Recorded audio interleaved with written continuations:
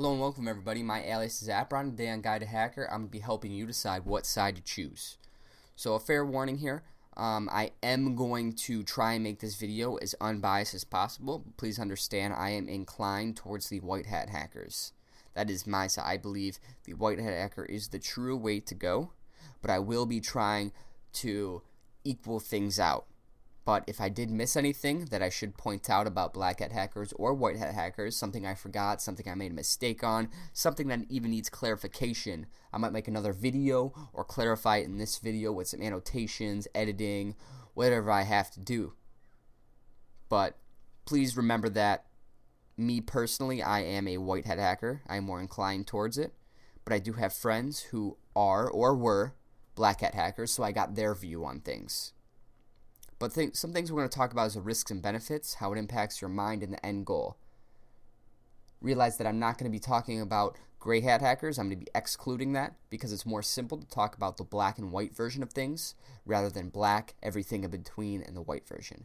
This is a very deep topic, and I want to make things simple. So let's get started here with this introduction question. Do you want to be happy? I want you to answer this right now in your mind. Do you want to be happy? If you answered yes to this video, or this question, this video will help you and you are in the right place. If you answer no to this question, this video will not help you and you are not in the right place. You need to go find some self-help books or videos to help to figure out why don't you want to be happy. But if you are, let's move on. So, some types of hackers. I strongly recommend that you visit my last video or learn about hackers, like the differences between them. I do a very good job on explaining the differences, what happened to hackers, where it come from, everything like that, even to talk about the gray hat hackers. But basically, white hackers require permission, black hat hackers don't. The end intentions for white hack is usually to inform the owners of the findings, while the end intentions of the black hat hackers are profit, maybe the rush of doing something illegal, or maybe to make a change, and we'll talk about making changes. And usually money is not an interest for the white hackers, or it shouldn't be. But with black hat hackers, I feel that money is usually the main interest. And I'll explain later on why that's bad. But please understand this is the average of things. Not all black hat or white hackers think this way or do this, except for the first points that require permission. But this is like the average. Everyone's unique. This isn't everybody, but this is the average. So moving on, let's go into some psychology. Let's talk about extrinsic motivation and intrinsic motivation. Extrinsic is external motivation. For example, money you get from a job, grades you get from school, right? Intrinsic motivation is internal motivation. Stuff that's in you. Something you have morals about, something that never runs out. So let's get some examples of why extrinsic motivation is bad. For example, grades, right? Grades in high school, college. Why don't they work? You got people that care about school when they're in elementary school, maybe even middle school. But when high school comes in, and then college, maybe not even college, but it decreases, right? Their motivation decreases to do something. It's a lot harder for them to do stuff in school. That's because grades are their extrinsic motivation. It's not controlled by them. They can't control grades. And when those grades go down, they have no motivation to get back up. Let's talk about money for jobs, right? Why doesn't money work on jobs? Because not all workers are good employees, right? And they all get paid money, and over time, you notice they're really good workers when they start out, and then as time increases, they decrease in motivation. That's because money is their main interest, their main source of motivation, and that will run out. Sometimes you will have no money. How are you going to get back up? With intrinsic motivation, for example, like a moral or something you go by in your heart. Something like maybe you weren't helped as a child and you want to help other people. That will never run out. You control that 100% and it will keep increasing as time time goes by, and that will never decrease. So that's what you have to find, some intrinsic motivation. Forget about all the intrinsic motivation. I want to talk about a few points. No amount of money belongs to you. Whoa. You're telling me that the money in my bank account doesn't belong to me? Of course it does, right? Actually, if you think about this on a deeper level, that money can be taken away from you by anybody, by the government, by someone else stealing it, by another hacker, by yourself. You can take it away from yourself, spending it on something you don't want.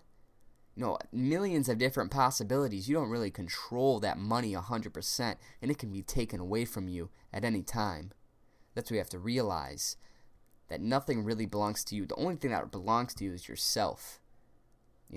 What you control, the present moment is also another thing you control, what you got right now. That's all you really control. You can't control the future. You can't change the past.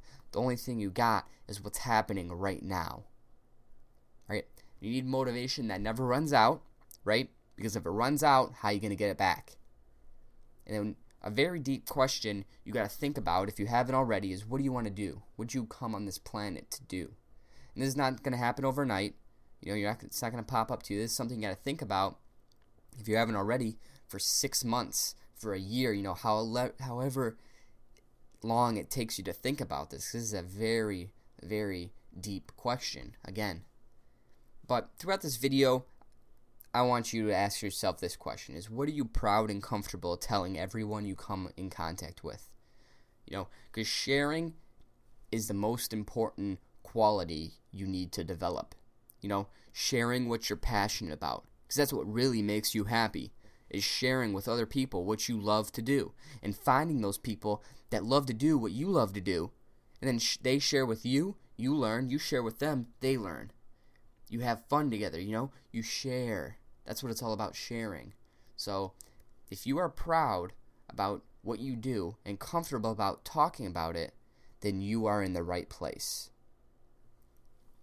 Moving on, let's talk about some of the benefits of white hat hackers, right?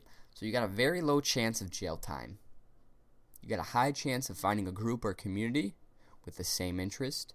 You have a steady pay, almost no hiding or running away, from the law at least, and then a higher chance of feeling good about what you're doing, right? Black hat hackers, right? Chance of high money income spikes. You get this really high chance you could just land the jackpot, win the lottery, so to speak, of hacking the biggest company with the most money, and just taking it all.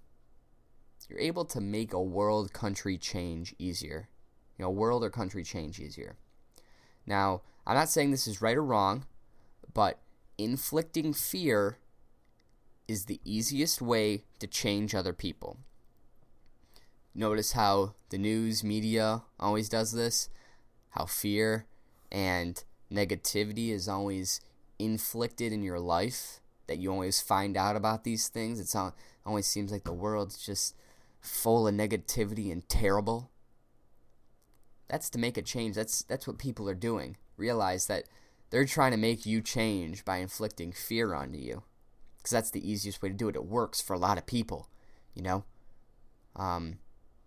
There's tons of psychology experience on what fear does to people and everything. How it just make you change without actually thinking about what you're doing. You can feel more glory and pride in defining a vulnerability because you can go bigger, right? With white hat hackers, you can. But then again, you need permission, right? With black hat hackers, if you can hack, let's say Google, Facebook, whatever the case is, these huge companies, you deface their whole page for everyone to see, you can feel more glory and pride at first for doing this. I'm not going to lie. But you can get more publicity. Then again, you have to run and hide for this publicity if you want to get caught, but you might have to use an alias or something like that. But I guess that still counts, right? And the law can seem unfair, maybe unjust at times, Doesn't seem right. I think that's like the main thing about black hat hackers that don't have money as their interest. There's a lot of black hat hackers that don't think, the law is right. There's a lot of corrupt people. That's one of the reasons of becoming a black hacker is, fighting the unjust the law is not being correct, stuff like that. So let's talk about some of the risks, right, of white hackers. Sometimes you have to break the law, but then you're not a white hat hacker, right? So you gotta think about that, Stuff you have to really think about is sometimes you have to break the law, but then you're not a white hat hacker anymore. And then, sometimes you don't. It all depends on how, your perspective on things. I don't know how you think, how your morals are in line and everything. But realize that maybe the law won't always be right to you. And the job is more difficult when competing with black hat hackers, right? Because white hackers have to find every single possibility, while black hat hackers only have to find one. Moving on to the black hat hackers, it's challenging to make money. It seems like you're always trying to hack. You got to hack this site. You get all the money. It's all spent. You gotta hack again. You gotta find something. It's like you're struggling to find a vulnerability. Yeah, it can feel exhausting again. Going to the last point, feel more exhausting to do this. You're constantly hiding and running away. You can only trust a few people. Your friends are limited because you can't talk about it to everybody. You meet people at parties, and you have to hide that. You have to hide who you truly are, what you care about, hacking, what you're passionate about. If you go out blurting this and you're creating, you're doing illegal activities, you're going to face some jail time, getting caught, talking to the wrong people. So let's talk about the mind, right? It's very complex, very delicate and precious. You have to treat your mind like you treat a baby child, very delicate, because, changes happen, perspectives get changed, and your mindset that you have can change at any time. So let's talk about the ease of online criminal activity, right? Empathy. What do I mean by empathy? Empathy is being able to feel what other people feel, right? That's why most of us don't murder someone else, because having to look in their eyes before you just end their life is very, very difficult. Being able to steal from someone, be able to take away a child from somebody and see them cry and feel what they feel. That's why most of us don't do it. But you then can train yourself to not feel those emotions, which in my opinion is very bad for your happiness and health. But there are people that do that. But that's why most of us don't do that. But it's easier on a criminal side, and going down this quote, the hacker mindset doesn't actually see what happens on the other side to the victim, by Kevin Mitnick, a very famous hacker who was black hat, then turned white hat. So that's another thing to think about. It's very easy, but your subconscious mind, you got to realize that it makes those connections constantly. The more illegal things you do, the more people you hurt. You don't realize it at first, but your subconscious mind does. It makes those connections constantly. And then constantly I get this, what I like to call is a credit card argument, right? What happens when you steal someone's credit card number and purchase something, right? The victim contacts the credit card company and gets his money back. And the credit card company is usually thought of as a scam. It's very easy to fall into these traps. Millions of people are in debt and getting trapped, and they can't get out while the credit card companies are making so much money. That's another thing to think about is, the credit card argument. The victim is not really the victim because he gets his money back, and you're just stealing from the true criminals. So think about that credit card argument there. But is it right? Is it, does it put more worry and stress onto the victim, even though they're getting their money back? They have to do something about it. There's a chance that they won't get their money back. Maybe they waited too long. So that's something to think about too. But the end goal, your main thing you got to focus on is your end goal, right? What do you want to do in this life? What'd you come here to do? What's your end goal? But thanks again for watching, guys. Subscribe, like, dislike, comment, do whatever you want. But please give me some feedback on what you thought of the video, stuff I need. input. Got any questions, comment below or email me. But number one goal, remember, is be happy. Do whatever you want to do, really. What makes you happy for the longest period of time. And then realize the law, right? Relating to law. Everybody makes mistakes, including the law, right? And you can find those mistakes and take advantage of those mistakes, sure. But when doing something illegal, more people are watching you. You got to realize that more people are on the good side than the bad side. And you're going to make mistakes too. And that the more illegal activities you commit, the more people are going to be watching you and waiting for those mistakes to happen. So thanks again, guys. Hope you learned something from this video, and I'll see you guys in the next video. Peace.